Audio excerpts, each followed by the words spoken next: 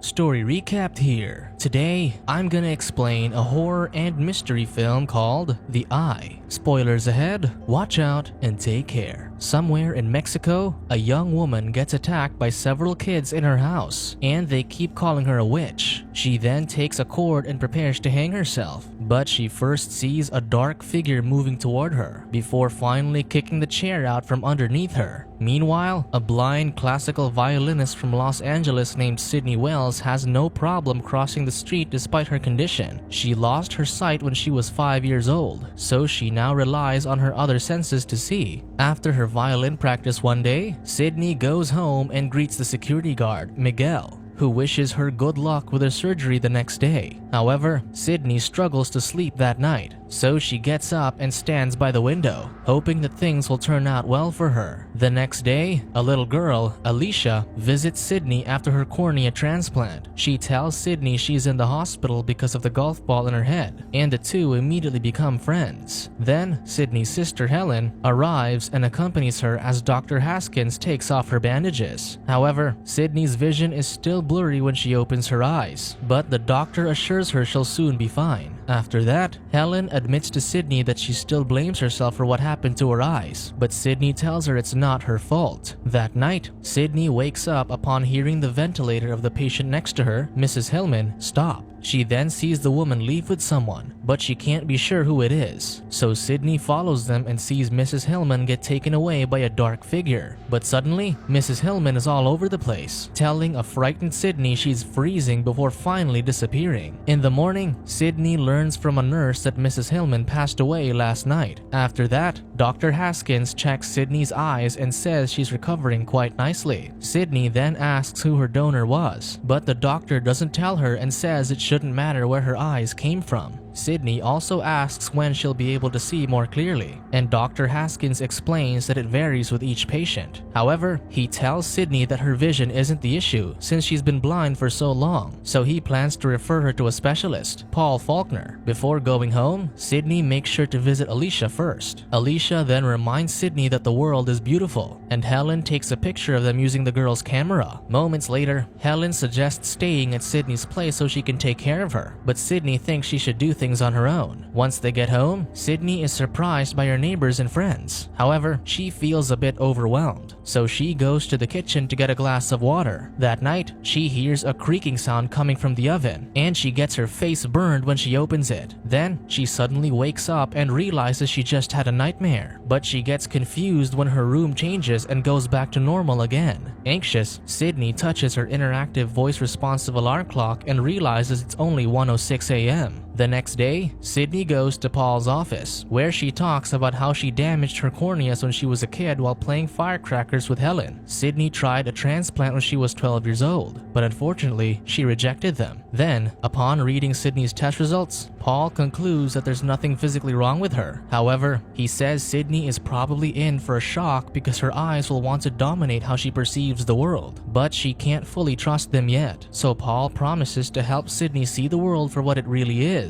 A few days later, Sydney gets distracted when she hears footsteps outside her apartment. She then goes outside and gets scared when she sees a crying child, who asks her if she's seen his report card. The kid is shivering and obviously terrified, and he suddenly vanishes when Sydney briefly looks away. During rehearsal, Simon, Sydney's mentor, notices that Sydney can't focus on playing the violin, so they go to a coffee shop where Simon talks about working with a philharmonic. He also asks Sydney if she's ready for the spring concert series, and she assures him that she is. Then, when Simon gets up to get their food, Sydney sees a strange woman talking about something she's about to do. However, the woman eventually disappears, leaving Sydney confused. Unfortunately, she shows up again and tries to grab Sydney, causing her to fall off her chair and accidentally hit a waiter. Simon immediately comes to Sydney's aid, but he doesn't believe her when she says a woman suddenly came at her. Embarrassed, Sydney apologizes to everyone before leaving, unaware that another waiter sees a palm print on the sugar she spilled. At around 1:06 a.m., Sydney has a nightmare about a dark figure and a girl inside a vehicle while there's a fire. She also sees some kids throwing stones at a woman's house before finally waking up. Then, her room changes again, and she sees a chair in front of her and a cord tied to the ceiling. Not sure what's happening, Sydney tries to touch the wall, but she gets scared when the chair gets violently knocked over. Because of what happened, Sydney visits Paul immediately after undergoing an eye test. However, Paul informs her there's nothing wrong with her eyes, leaving Sydney upset and thinking the tests are inaccurate. Sydney insists she keeps seeing things that don't seem to be real, but Paul says the way people see things is affected by what they know. He also points out that, unfortunately, there is a lot of stuff around Sydney that she can't make sense of yet. When Sydney gets home, Miguel informs her that her new TV already arrived, so Sydney immediately looks for something to watch, but she stops when she hears people yelling and cuffing outside. She then looks through the peephole and sees smoke, and without warning, a burnt man bangs on her door. After that, Sydney's room gets filled with smoke, and she keeps hearing people shouting in Spanish. Unfortunately, she starts to suffocate, and as she walks around to look for a way to escape, she suddenly finds herself in a factory. Sydney watches in horror as everything and everyone in the factory burn, and a man on fire even grabs her when she accidentally trips. Once again, Sydney sees the girl inside the vehicle, but she soon wakes up from her nightmare. However, Sydney realizes that she has burns on her arm, but to her awe, they soon disappear. Terrified, Sydney leaves her apartment and tries calling Helen, but she isn't answering. Then, Sydney gets even more afraid when a woman suddenly passes right through her, realizing she was killed in an accident. At the same time, Sydney sees a dark figure take the woman away, and all she can do is run. Moments later, Sydney finds herself in a Chinese restaurant and quickly calls Paul, asking for his help. However, Sydney gets distraught when she sees the glass breaking and the menu burning, and the restaurant eventually explodes. But when Sydney opens her eyes, she realizes that she's inside the remains of a burnt restaurant. Then, Paul finally arrives, and he informs Sydney that there was a fire in that restaurant weeks ago, and 5 people were killed. Confused, Sydney shares with Paul everything she's been seeing and experiencing, saying she's seeing things she shouldn't see and dreaming things she's never seen. However, Paul tells Sydney she has a disorder, adding that they need to teach her brain how to distinguish reality from imagination. Paul insists that whatever she's seeing isn't real, disappointing Sydney that he doesn't believe her and making her walk away. Once Sydney gets to her building, she sees a man inside the elevator just standing in the corner. She immediately realizes that he's a ghost since he doesn't show on the security camera. So Sydney takes the other elevator, but all of a sudden, the ghost appears inside with her. All Sydney can do is repeatedly tell herself it isn't real while waiting for the elevator doors to open, but the floating ghost slowly moves toward her. Luckily, the elevator opens just in time, so Sydney quickly gets out and uses the fire exit to get to her floor. There, she once again sees the boy asking for his report card, and it finally dawns on her that he's also a ghost. However, the boy suddenly jumps out the window, and Sydney still tries to stop him and breaks the glass. Now bleeding, Sydney heads to her unit, but the boy reappears and starts chasing her. Sydney then walks faster until she reaches her apartment, immediately locking the door and breaking all the lights inside. After that, Sydney cleans her wound and wraps a towel around it before knocking over her bedside lamp and clock, which announces it's already 1:06 a.m. As if that isn't enough, Sydney also closes the blinds to make sure it's dark inside her apartment. Moments later, Helen calls Sydney and informs her she's on her way to the airport, telling her sister to contact her. Then, Helen calls again and tells Sydney she'll call someone if she doesn't answer her phone. After that, Miguel arrives with Paul, and they find Sydney in her room with her eyes covered. So Paul asks Miguel to give them a minute and lets Sydney know that Helen called him before opening the blinds. He then removes Sydney's blindfold and tells her he'll take her to the hospital to get her cuts sewn up, promising they'll figure things out. While Sydney is getting her wounds treated, Paul talks to the doctor and tells him to keep her in the hospital overnight. Then, as Sydney rests, Alicia visits her and says she has to go because her golf ball is already gone. Confused, Sydney follows the girl to the corridor and sees her with the same dark figure she saw before. Unfortunately, Sydney fails to stop Alicia from going with the dark figure. The next day, Helen and Paul visit Sydney to see how she's doing. Then, Helen gives Sydney a letter from Alicia, including the picture she took for them. However, Sydney says she's not the woman in the photo, and when Helen tells her that it's her, she goes to the bathroom to look at herself in the mirror. There, Sydney sees a different woman in the mirror, and no matter matter how many times she turns the lights off and on again, her face doesn't change. Once Sydney gets home, she does a lot of research about cellular memory and learns that all living tissues have the capacity to remember. Cellular memory also explains how energy and information from a donor's tissue can transfer consciously or unconsciously to the recipient. After that, Sydney quickly goes to Paul's workplace and tells him there have been cases of transplant recipients who've actually shown characteristics of the donor. Because of that, Sydney wants to know who her donor was, but Paul refuses to tell her because that's confidential information. At the same time, Paul says he could lose his license, leaving Sydney utterly disappointed. When Sydney gets home with Helen, they get in the elevator with her neighbor, Mrs. Chung. Then, when the woman reaches her floor, Sydney sees the young boy's ghost again. Mrs. Chung immediately notices that Sydney can see her son, Tommy, making Helen wonder what she's talking about. However, when Sydney tells her that Mrs. Chung was talking about her dead son, Helen just drops the subject. Later on, Sydney takes a shower and looks at herself in the mirror, still seeing the other woman's face. Sydney then asks the woman who she is and what she wants, so the woman controls Sydney's hands and places them over her eye, showing her the girl inside the vehicle while there's a fire. Terrified, Sydney breaks the mirror before going out of the bathroom to talk to Helen, telling her she needs to find out who her donor was, because everything that happened to that woman is happening to her. Determined to get answers, Sydney starts heading to County General in a cab. However, Paul shows up and stops her, informing her that her donor was from Mexico. Together, they drive to Mexico, and while in the car, Sydney learns from Paul that her donor's name was Ana Cristina Martinez. They then decide to track down Ana's mother, and as they reach Los Llanos, Sydney sees a man on fire, so she asks Paul to stop the car, telling him there was a fire in that area, and she keeps seeing fire. After that, they talk to a boy with scars on his face, asking him if he knows what happened to that place. The boy then says all the doors were locked and nobody could get out, adding that he lost a brother. Sydney wants to know how it happened, but the boy only mentions something about the witch of Abasolo before leaving with his friends. With no time to waste, Paul and Sydney drive to Abasolo and find Ana's house, where Mrs. Martinez's worker, Emilio, opens the door for them. Mrs. Martinez wants to know what they need, so Sydney asks her how Ana died, adding that she has a connection with her. Mrs. Martinez then turns around, revealing the scar on her face, and she tells Sydney that she has Ana's eyes. Moments later, Mrs. Martinez apologizes to Paul and Sydney, telling them there was a fire in the factory where she worked. Paul asks if Ana died in the fire, but Mrs. Martinez says she didn't. However, she adds that many others did, and they would have been saved if they had listened to Ana. Sydney then asks if Ana saw things she couldn't explain, and as Mrs. Martinez realizes that Sydney sees things too, she reveals that Ana was always alone because of her ability to see the spiritual world. She says that people were always afraid of Ana, and that they would blame her because she could see death.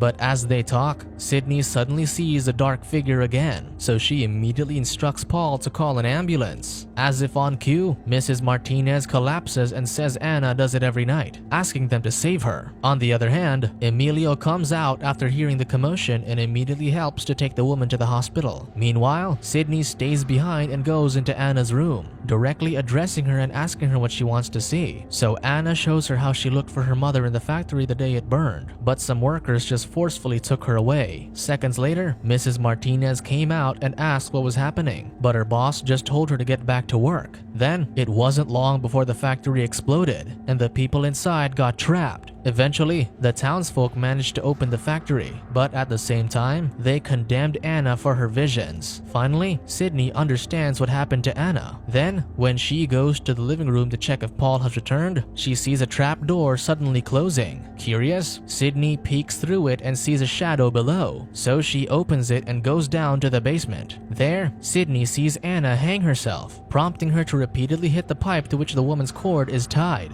After successfully saving Ana, just like what Mrs. Martinez told her to do, Sydney asks her what she wants from her. Meanwhile, Paul arrives and sees Sydney on the floor, talking to someone he can't see. Ana tells Sydney to try to save the others, and as Sydney tells her she believes her, the poor woman finally leaves in peace. Moments later, Paul leaves with Sydney and informs her that Mrs. Martinez died. The two then start the long drive back home. but there's a traffic jam because of some high-speed chase on the other side of the border. Meanwhile, Sydney sees the girl from her dream inside an RV, and she sees the accident when she touches the vehicle. On the other hand, Paul tries to take her back to the car, but Sydney sees several dark figures going inside a bus, realizing that many people are about to die. So Sydney forces her way inside the bus and sees a tank truck next to it that shows the number 106. Finally, Sydney understands that she's been having nightmares because Anna wants her to save all those people from an accident that's about to happen. Desperate to save everyone on the highway, Sydney and Paul tell them that there's a bomb on the bus. The little girl's mother in the RV briefly leaves her to see what's going on, but someone accidentally knocks her unconscious while trying to flee. Unfortunately, the driver who's being chased by the cops crashes into the tank truck, causing a gas leak and a fire. Sydney and Paul then hurry to help the girl stuck inside the RV and quickly get her out, but the tank suddenly explodes, and Sydney gets hit in the eye with pieces of broken glass. Because of what happened, Sydney loses her eyesight again. However, that doesn't stop her from being positive in life, and she continues to play the violin with much passion. Subscribe to watch more videos like this. Turn on notifications. And leave a like, it really helps the channel out. Thank you for watching.